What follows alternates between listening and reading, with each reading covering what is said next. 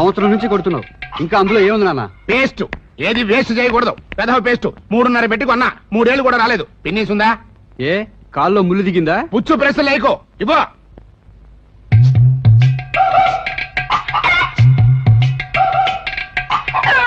పట్ట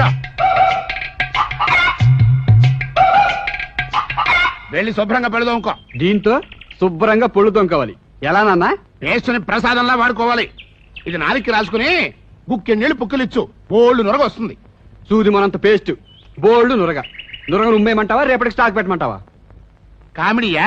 కొట్టానంటే పళ్ళు రాలిపోతాయి. ఆ పంచాయి, పేస్ట్ ఖర్చు ఉండదు.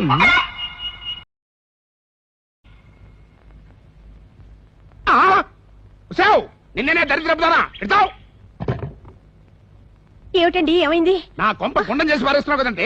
నేనేం చేశానండి? ఏం చేసావా? ఏమిటవి? ఏమిటవి? వడ్ల గింజలు. అవి అక్కడ ఎందుకున్నాయి? బియ్యంలో వచ్చిన వడ్లు బెడ్లోను. అంటే వడ్లు వేరు బియ్యం వేరునా? వడ్లకు పుట్టిన బిడ్డలే బియ్యం పట్టుకెళ్ళి ఎసట పడాయి. ఏమిటో కిలో బియ్యం వారం రోజులు కూడా రావట్లేదు అనుకుంటున్నాను. ఇదా విషయం?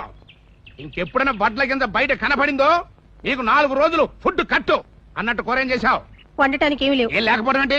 పోయిన నెలనే కదా 1/2 కిలో దొండకాయలు కొనుక్కొచ్చాను.